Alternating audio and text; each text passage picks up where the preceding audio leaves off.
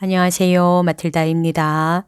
오늘도 이어서 하느님이시요 사람이신 그리스도의 시 읽어드리겠습니다. 책과 저자 소개가 궁금하신 분은 동영상 아래를 참고하세요. 공생활 첫해 89장 고운 내에 계신 예수께서 말씀하신다. 부모를 공경하여라. 예수께서 강가를 천천히 왔다 갔다 하신다. 강가에 갈 때에 그대로 걸려있는 음산한 겨울날의 안개를 뚫고 날이 밝아온다. 요르단강 양쪽 가에는 눈 닿는 데까지 아무도 없다. 물 위에 깔려있는 안개, 갈대에 부딪는 물소리, 최근에 내린 비로 인하여 어지간히 흐른 물이 흐르는 소리 외에는 아무것도 없다. 짝짓기의 계절이 지난 후에 그런 것처럼 짤막하고 슬픈 어떤 새소리가 들려온다. 계절도 그렇고 먹을 것도 없고 해서 새들은 우울한 것이다.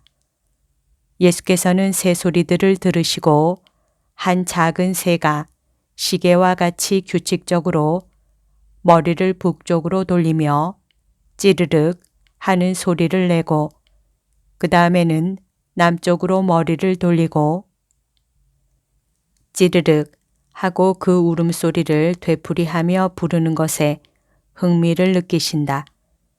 마침내 작은 새는 건너편 강가에서 들려오는 칩 하는 소리로 대답을 얻은 모양이어서 조그마하게 기쁜 소리를 내며 날개를 흔들어 강을 건너간다. 예수께서는 다행이군 하고 말씀하시는 것 같은 몸짓을 하시고 나서 다시 걷기 시작하신다. 선생님, 방해가 됩니까? 하고 요한이 풀밭 쪽에서 오며 묻는다. 아니다. 무슨 일이냐? 선생님께 말씀을 드리려고요. 이것은 선생님의 마음을 가볍게 해드릴 수 있는 소식일 것 같아서 즉시 왔습니다. 또 선생님께 조언을 청하기도 하려고요. 제가 방들을 쓸고 있는데 가리옷의 유다가 와서 내가 도와주지 하고 말했습니다. 그 사람은 그런 일을 항상 별로 좋아하지 않고 명령을 해도 기꺼이 하지 않았었기 때문에 저는 놀랐습니다. 그렇지만 저는 아이고 고맙네. 그렇게 하면 더 빨리 끝내고 청소가 더 잘 될 거야. 하는 이 말밖에 다른 말은 하지 않았습니다. 유다는 쓸기 시작했고 그래서 저희들은 이내 끝냈습니다. 그때 유다가 이렇게 말했습니다. 숲에 가세. 나이 많은 사람들이 나무를 해오는데 그건 좋지 않아. 우리가 가세. 나는 어떻게 하는 건지 잘 모르지만 자네가 가르쳐 주면.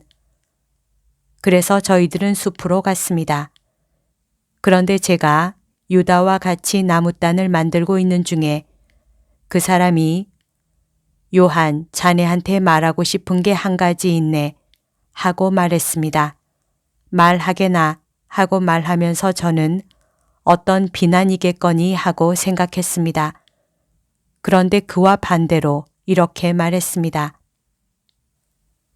나와 자네가 제일 젊으니까 우리가 더 화합해 있어야 할 거야.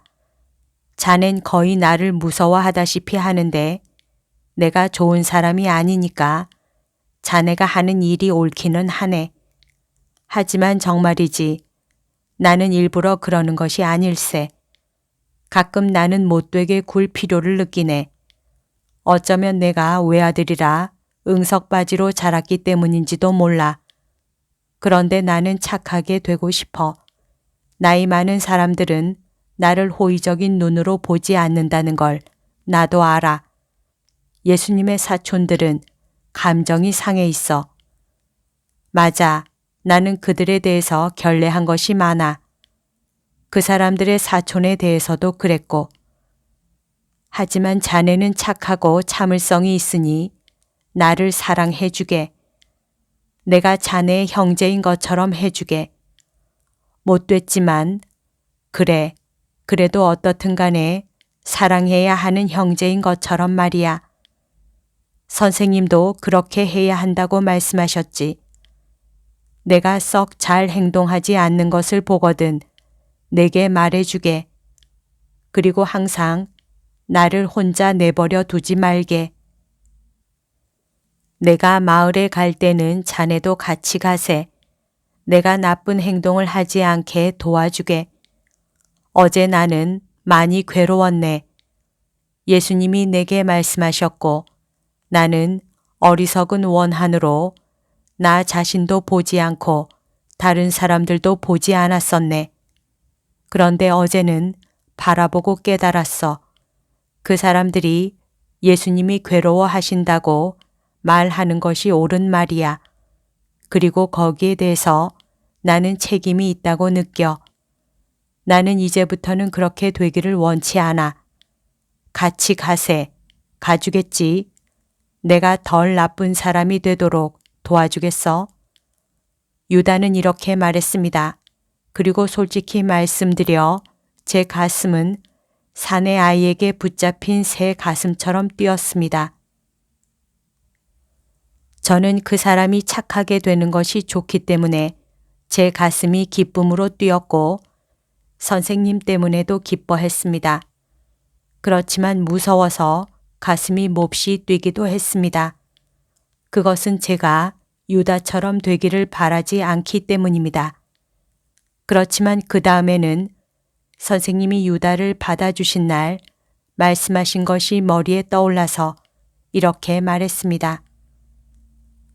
자넬 도와주겠어.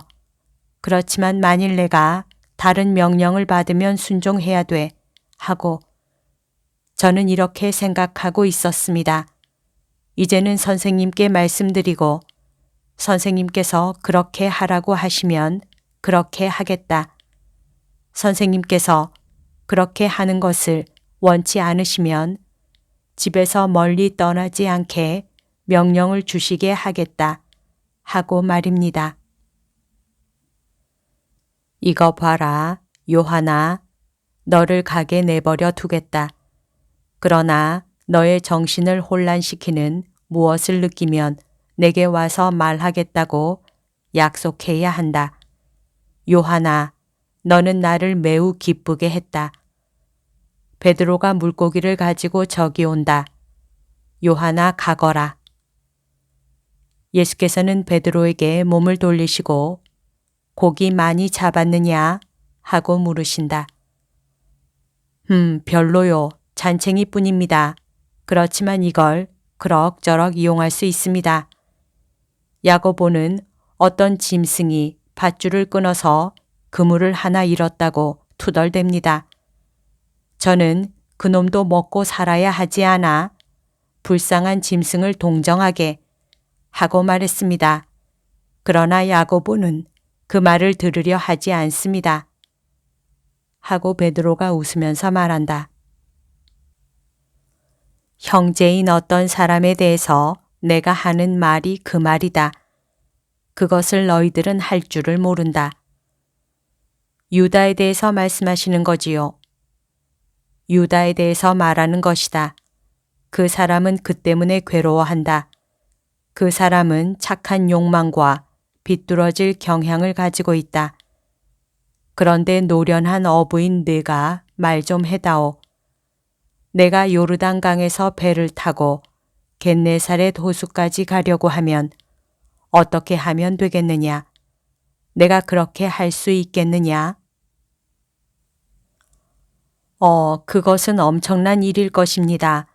그렇지만 바닥이 평평한 작은 배로는 성공하실 것입니다. 힘들고 오래 걸리는 일일 것입니다. 끊임없이 수심을 재야 하고 강가와 얕은 곳, 떠다니는 나무까지 물살 따위를 조심해야 할 것입니다. 돛이 어떤 경우에는 유익하지 않고 오히려 그 반대입니다. 그런데 선생님은 강으로 해서 호수를 돌아가시려는 것입니까? 흐름을 거슬러 가는 것은 좋지 않다는 것을 아셔야 합니다. 여럿이 있어야 합니다. 그렇지 않으면 내가 바로 말했다. 어떤 사람이 악습에 젖어 있으면 선을 향해 가려면 흐름을 거슬러 올라가야 하는데 혼자서 성공할 수가 없다.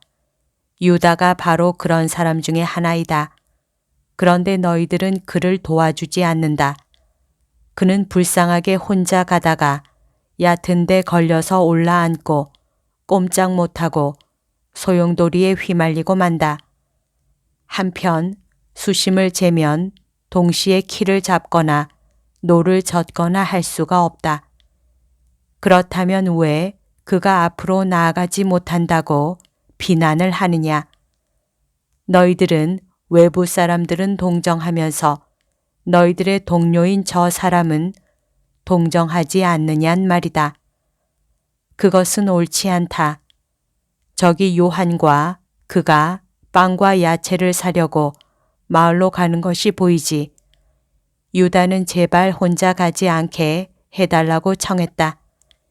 그리고 그가 요한에게 그렇게 해달라고 청한 것은 그가 바보가 아니어서 너희들 나이 먹은 사람들이 그를 어떻게 생각하는지를 알기 때문이다. 그래서 선생님이 요한을 보내셨습니까? 요한도 타락하면 어쩌시려고요? 누가, 내 아우가? 그 애가 왜 타락할 거야? 하고 갈대 사이에서 그물을 도로 찾아가지고 오는 야고보가 묻는다. 유다가 요한과 같이 가기 때문이야. 언제부터? 오늘부터다. 그리고 내가 그렇게 하라고 허락했다. 그러면 선생님이 그렇게 하는 것을 허락하셨으면 그렇다. 나는 모두에게 그렇게 하라고 권한다. 너희들은 그 사람을 너무 혼자 내버려 둔다. 그에 대해서만 재판관이 되지는 말아라. 그도 다른 많은 사람보다 더 나쁘지는 않다. 그러나 그가 가장 귀염받으며 자랐다. 그것도 어렸을 때부터. 예, 맞습니다. 틀림없이 그럴 것입니다.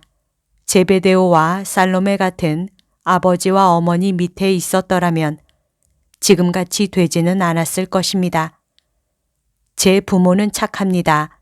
그렇지만 자녀들에 대해서 권리와 의무를 가지고 있다는 것을 기억합니다. 내가 말하는 것이 옳다. 오늘 나는 바로 거기에 대해서 말하겠다. 이제는 가자. 벌써 풀밭으로 해서 오는 사람들이 보인다. 저는 이제부터 어떻게 살 수 있을지 모르겠습니다. 이젠 먹을 시간도, 기도를 할 시간도, 쉴 시간도 없습니다. 그리고 사람들은 자주 더 많이 오고요. 하고 베드로가 한편 감탄하고 한편 걱정이 되어서 말한다. 너는 그것을 불평하느냐? 이것은 아직도 하느님을 찾는 사람들이 있다는 표이다. 그렇습니다. 그러나 선생님은 그 때문에 고통을 겪으십니다.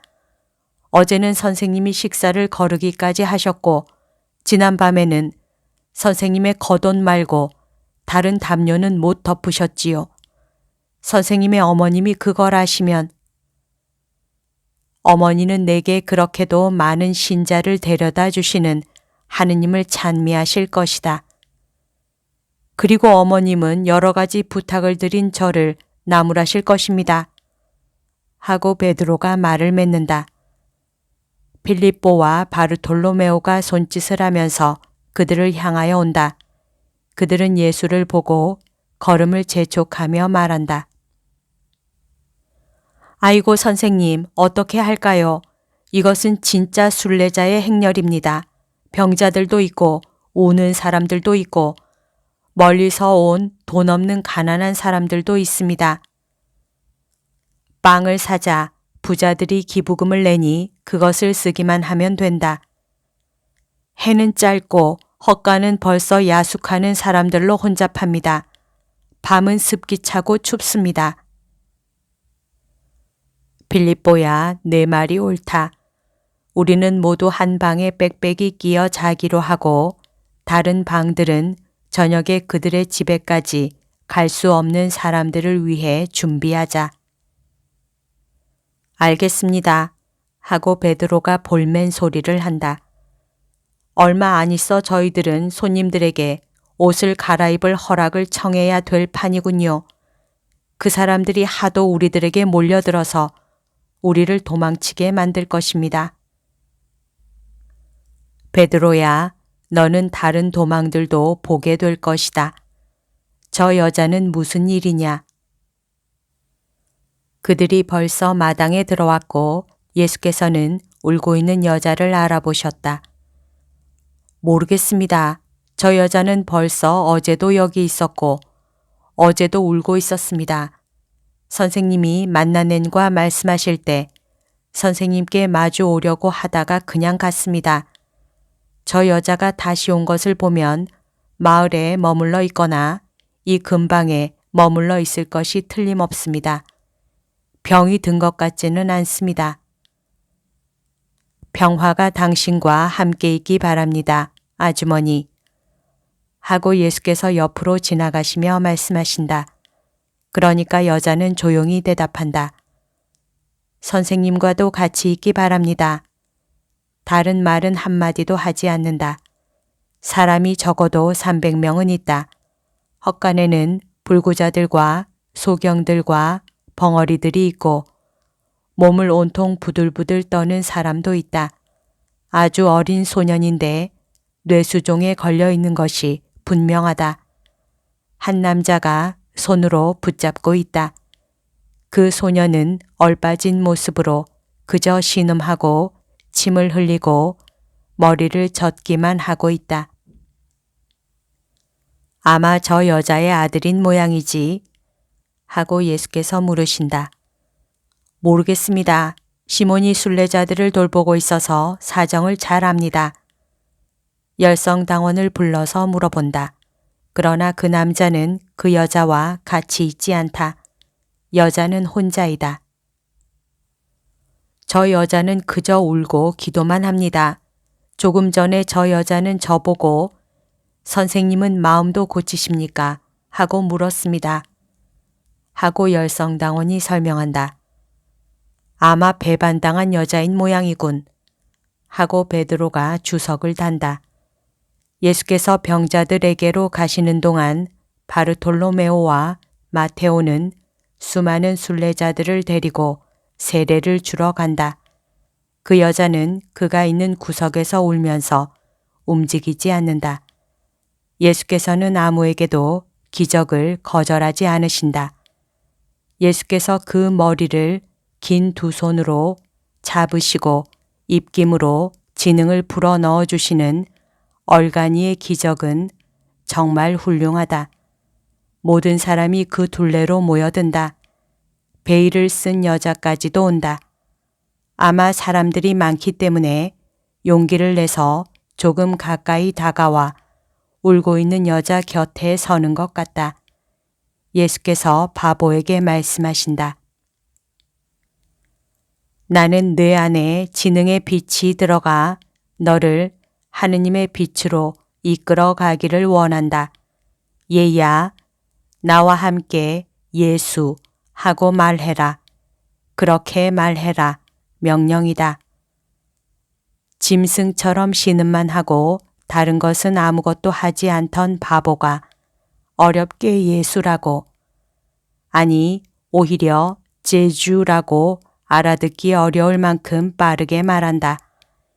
예수께서는 보기 흉한 머리를 여전히 두 손으로 잡으시고 당신 눈길로 그를 진정시키면서 또 한 번 하고 명령하신다. 예수, 또 예수 하고 바보가 마침내 말한다. 그리고 그의 눈이 이제는 무표정하지 않고 입에는 다른 미소가 떠오른다. 여보시오 하고 예수께서 아버지에게 말씀하신다. 당신이 믿음을 가져서 당신 아들의 병이 나았습니다. 아들에게 물어보시오. 예수의 이름은 병과 격정에 대해서 기적을 행합니다. 그 남자는 아들에게 내가 누구냐 하고 말한다. 그러니까 소녀는 아버지 하고 말한다. 남자는 아들을 가슴에 꼭 껴안으며 설명한다. 얘는 날 때부터 이랬습니다. 제 아내는 얘를 낳고 세상을 떠났습니다. 그런데 얘는 생각도 못하고 말도 못했습니다. 그런데 지금은 보십시오. 제가 믿음을 가졌던 것은 사실입니다. 저는 요바에서 왔습니다. 선생님께 무엇을 해드려야 하겠습니까? 착하게 사는 것이요. 그리고 당신 아들도 당신과 같이. 그 이상은 아무것도 없어요. 그리고 선생님을 사랑하는 것 하고요. 아이고, 곧 가서 너의 외할머니께 말씀드리자. 얘 외할머니가 제게 여기로 올 결심을 하게 했습니다. 장모님이 축복받기를 바랍니다. 두 사람은 기쁘게 떠나간다. 지난날의 불구에서 남은 흔적이라고는 소년의 큰 머리통밖에 없다. 표정과 말은 정상적이다. 그런데 그 아이가 선생님의 의지로 낳았습니까? 그렇지 않으면 선생님 이름의 힘으로 낳았습니까? 하고 여러 사람이 묻는다. 아들에게 항상 친절하신 아버지의 뜻으로 낳았습니다. 그러나 내 이름도 또한 구원입니다. 여러분도 아시지요? 예수는 구세주라는 뜻입니다. 건강에는 영혼의 건강과 육체의 건강이 있습니다. 그런데 참 믿음을 가지고 예수의 이름을 부르는 사람은 병과 죄에서 회복되고 다시 일어섭니다. 그것은 영신적이거나 육체적이거나 어떤 병에도 사탄의 날카로운 발톱이 있기 때문입니다. 사탄은 육체의 고통 때문에 반항과 실망으로 이끌어가기 위하여 육체의 병을 만들어내고 영벌로 이끌어가기 위하여 정신적 또는 영신적 병을 만들어내기 때문입니다. 그러면 선생님 생각으로는 인류의 모든 불행에 베엘제붓이 관계가 없지 않다는 말씀이군요. 베엘제붓이 관계가 없지 않습니다. 그를 통해서 질병과 죽음이 이 세상에 들어왔고 죄악과 타락이 이 세상에 들어온 것도 그를 통해서입니다. 어떤 사람이 어떤 불행으로 괴롭힘 당하는 것을 여러분이 보게 되면 그도 역시 사탄을 통해서 괴로움을 당한다고 생각하시오. 어떤 사람이 불행의 원인이 되는 것을 보게 되면 그도 사탄의 도구라고 생각하시오. 그렇지만 병은 하느님에게서 옵니다. 병은 질서 안에 있는 무질서입니다. 하느님께서는 사실 사람을 건강하고 완전하게 창조하셨습니다. 하느님께서 주신 질서 안에 사탄이 가져온 무질서는 육체의 병약과 거기서 나오는 결과, 즉 죽음이나 치명적인 유전들을 끌고 왔습니다. 사람은 아담과 하와에게서 원죄를 물려받았습니다. 그것만을 물려받은 것은 아닙니다. 그리고 이 흠은 점점 더 퍼져서 사람의 세 가지 분야에 미칩니다. 점점 더 타락하고 그로 인해서 약해지고 병드는 육체, 점점 더 교만해지고 그로 인하여 더 타락하는 마음, 점점 더 우상숭배적인 것이 되는 정신 말입니다. 이 때문에 내가 저 정신장애자에게 한 것과 같이 사탄을 도망치게 하는 이름을 가르쳐야 하고 그 이름을 정신과 마음에 새기고 내적인 자아의 소유권을 나타내는 도장처럼 찍어야 합니다.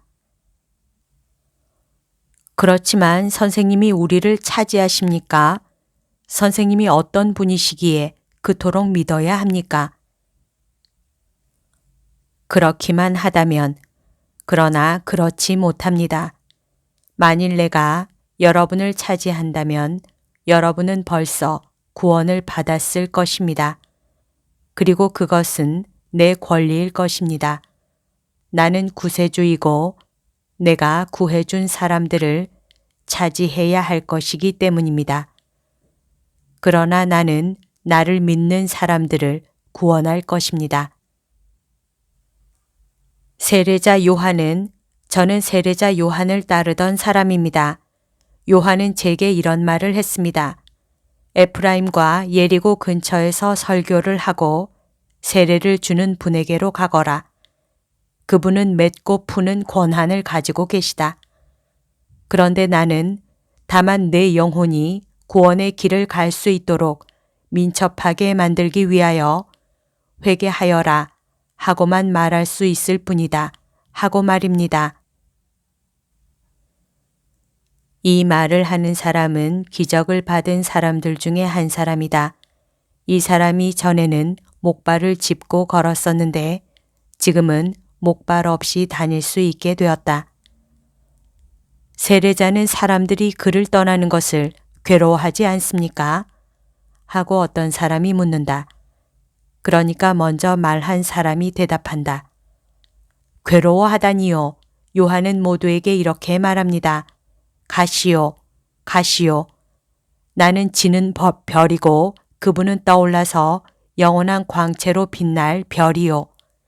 어둠 속에서 남아있지 않으려면 내 희미한 빛이 꺼지기 전에 그분께로 가시오. 하고 말입니다. 바리사이파 사람들은 이렇게 말하지 않습니다.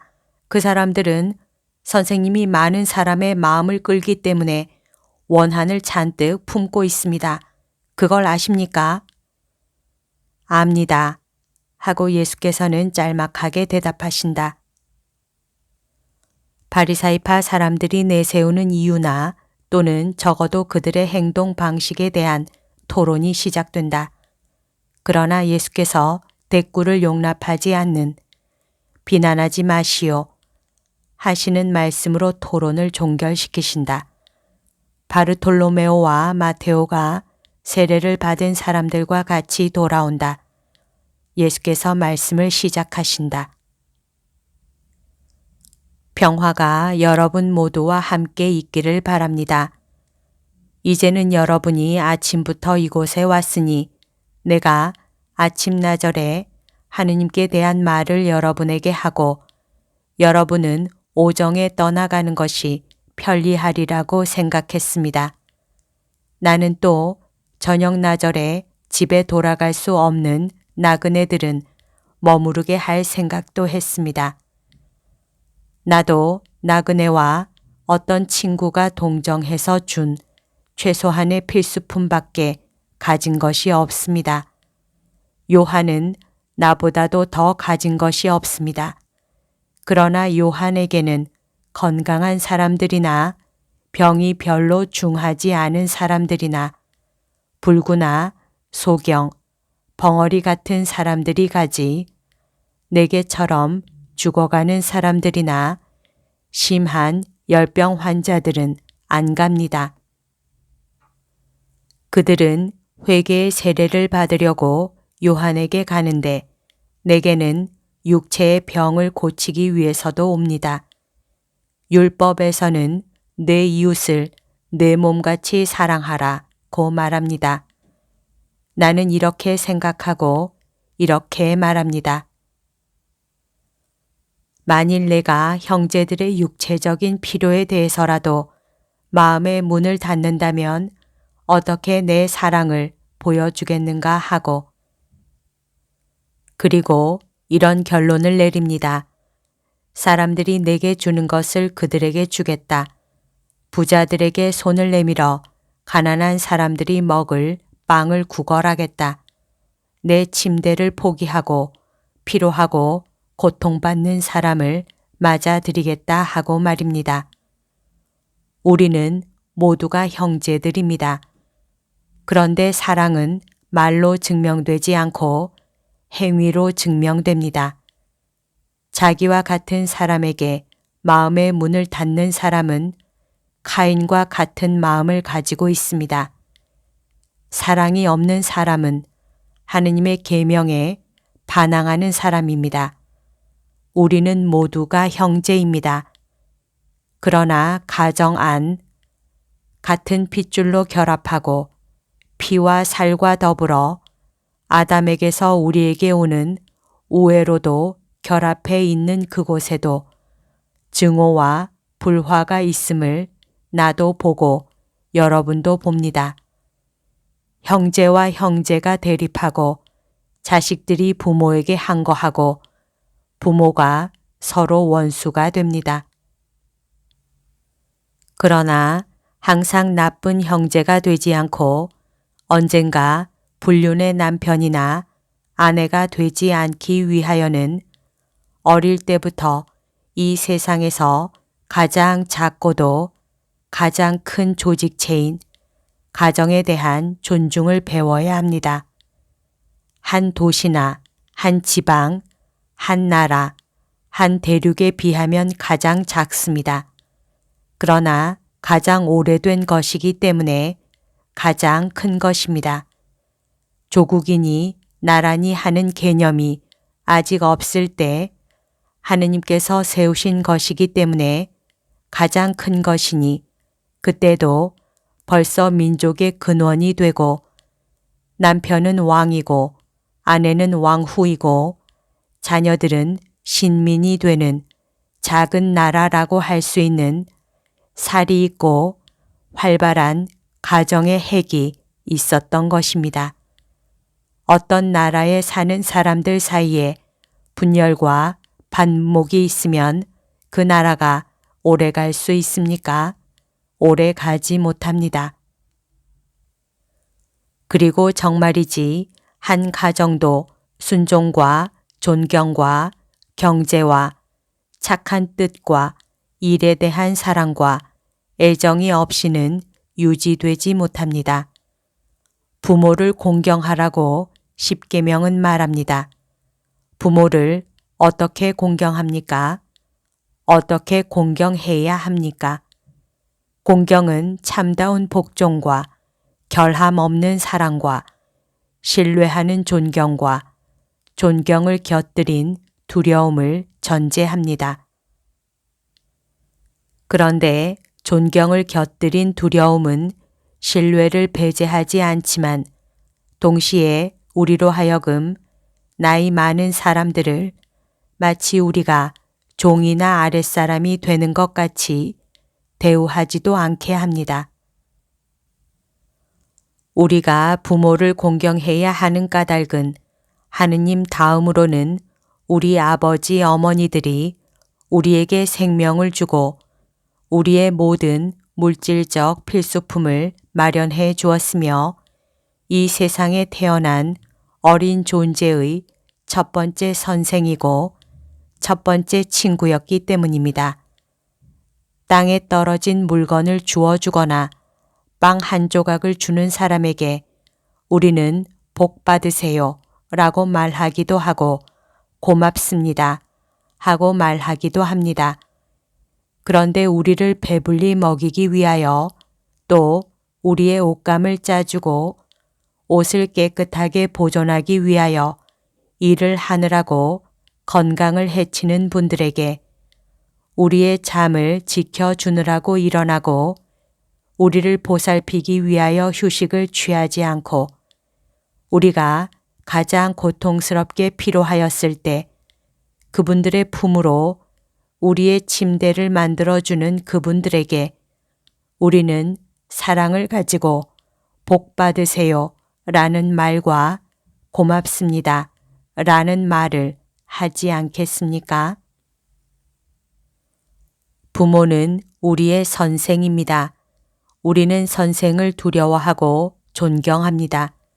그러나 선생은 우리가 어떻게 처신해야 하는지를 벌써 알고 또 먹는 것과 기본적인 말을 하는 것을 벌써 알 때 우리를 떠맡고 또 우리가 인생의 가장 어려운 교훈을 받아야 할 때는, 즉 예절을 배워야 할 때는 우리를 그냥 내버려 둡니다.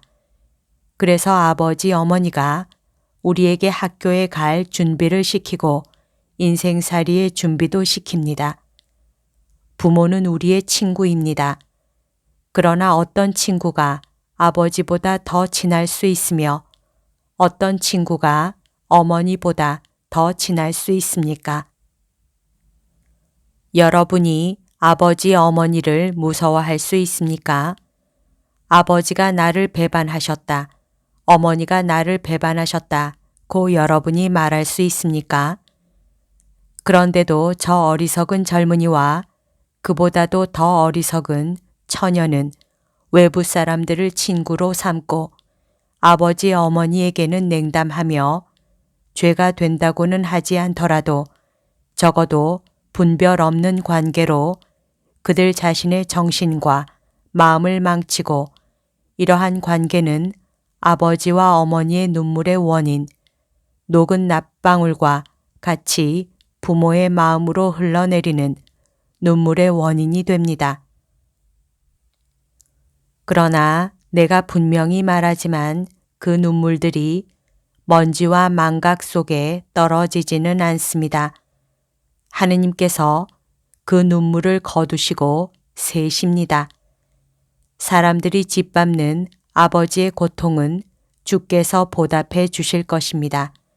그러나 어떤 아들이 아버지에게 가하는 고통은 비록 아버지와 어머니가 그들의 비통한 사랑으로 죄 지은 아들을 위하여 하느님의 불쌍히 여기심을 애원하더라도 잊히지 않을 것입니다. 이 세상에서 오래 살고 싶으면 부모를 공경하여라 하는 말이 있습니다. 거기에다 나는 또 하늘에서 영원히 살기를 원하면 이라는 말을 덧붙이겠습니다. 부모에게 모욕을 주었기 때문에 세상에서 오래 살지 못한다는 벌은 너무 가벼울 것입니다. 내세는 부질없는 이야기가 아닙니다.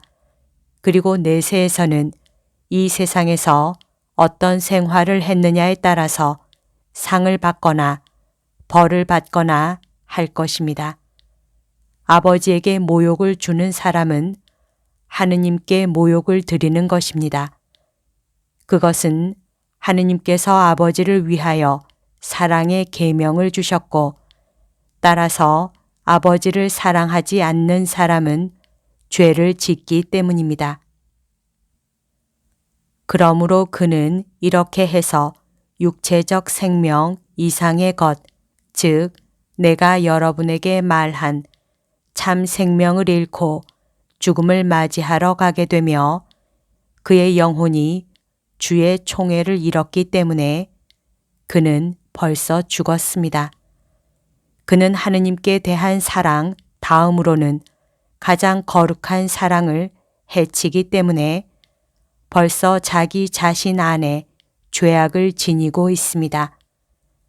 나쁜 아들은 성실치 못한 남편이 되기 때문에 그는 자기 안에 장래의 간부의 싹을 지니고 있습니다.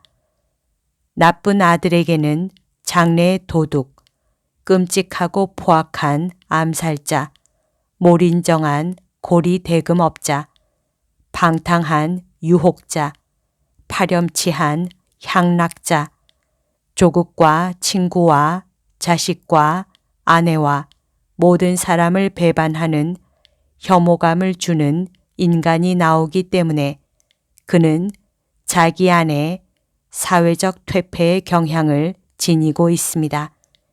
그리고 여러분을 어머니의 사랑을 서슴지 않고 배반한 사람, 백발이 된 아버지를 무시한 사람에 대하여 존경심과 신뢰를 가질 수 있습니까? 그러나 아직 더 들으시오. 자녀들의 의무에는 그와 비슷한 부모의 의무가 해당하기 때문입니다. 죄 지은 자식들은 저주받아 마땅합니다. 그러나 죄 지은 부모도 저주받아 마땅합니다. 여러분의 자녀가 나쁜 짓을 본받지 못하도록 행동하시오. 여러분은 정의와 자비로 주어진 사랑으로 사랑받게 되도록 하시오. 하느님께서는 자비 자체이십니다. 하느님 바로 뒤에 오는 부모들도 자비로워야 합니다. 여러분 자녀의 모범이 되고 격려가 되시오. 자녀들에게 형화가 되고 그들의 지도자가 되시오. 그들의 첫째 사랑이 되시오. 어머니는 언제나 우리가 얻기를 바라는 첫째 모습입니다.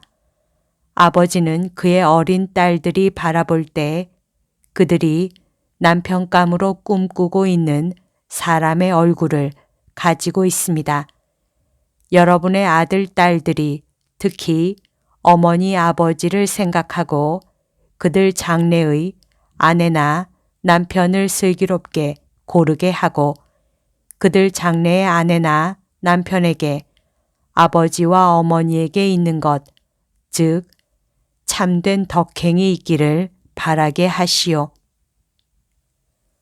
만일 이 문제를 철저하게 고찰해야 한다면 하루 낮, 하루 밤으로도 충분치 못할 것입니다. 그러므로 여러분에 대한 사랑으로 줄이겠습니다. 나머지는 영원하신 성령께서 여러분에게 말씀해 주시기 바랍니다. 나는 씨를 뿌리고 나서는 갑니다. 그러나 착한 사람들 안에서는 씨가 뿌리를 내리고 이삭을 낼 것입니다. 가시오. 평화가 여러분과 함께 있기 바랍니다. 떠나는 사람들은 즉시 출발한다. 그리고 머무를 사람들은 셋째 방으로 들어간다.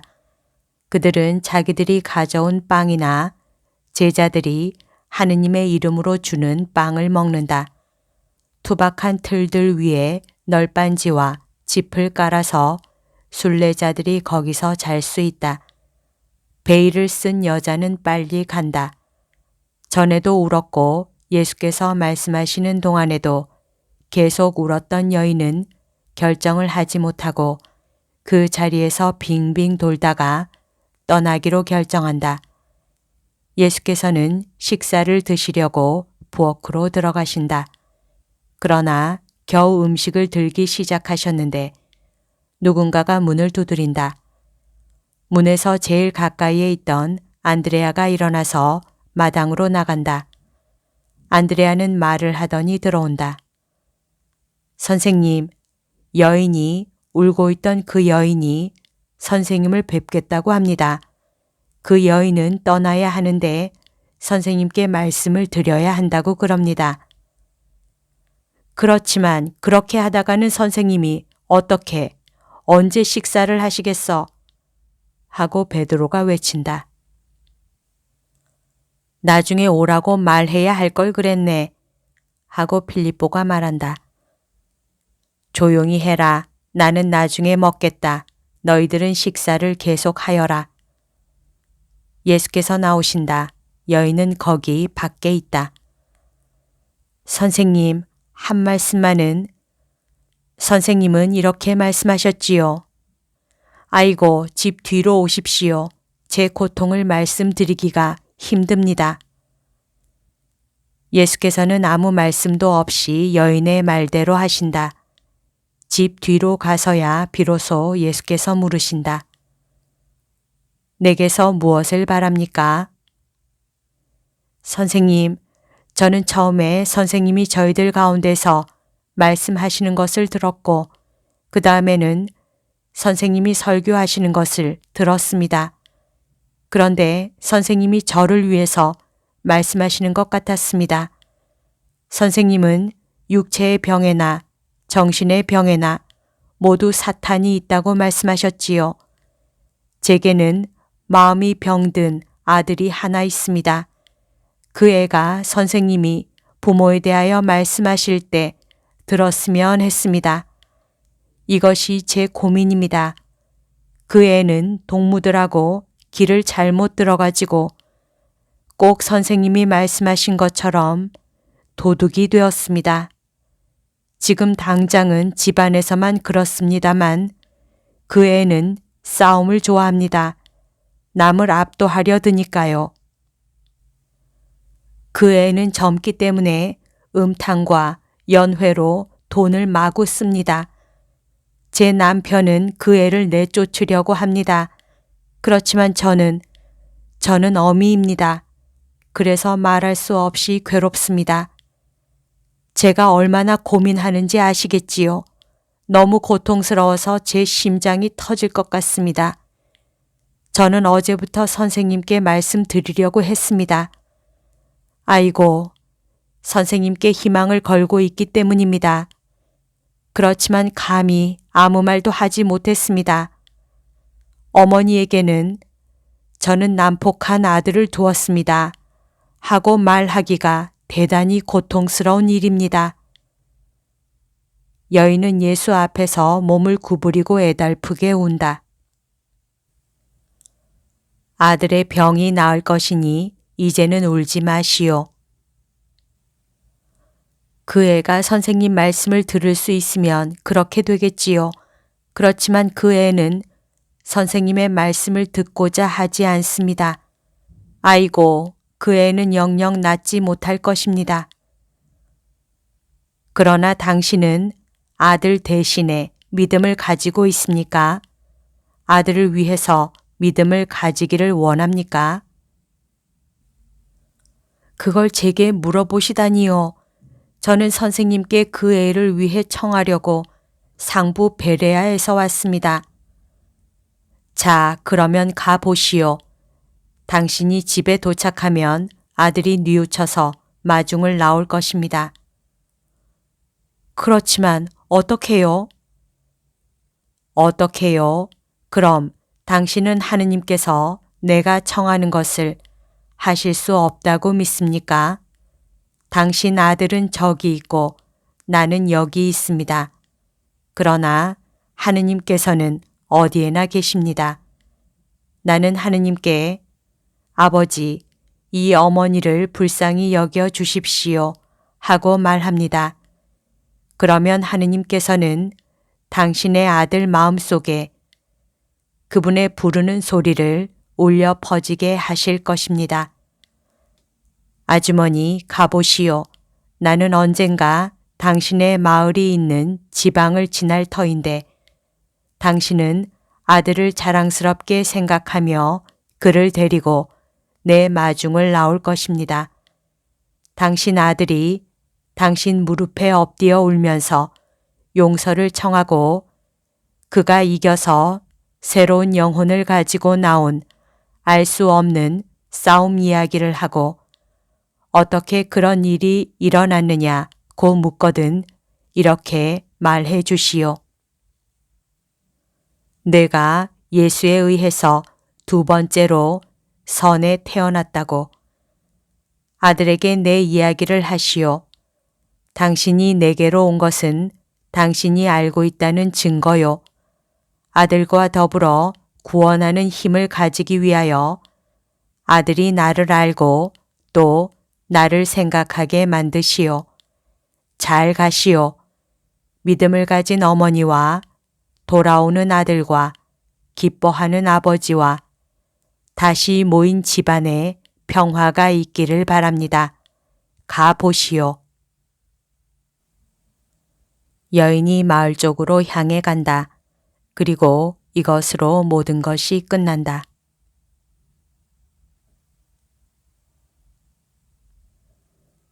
여기까지가 오늘 들려드릴 내용입니다.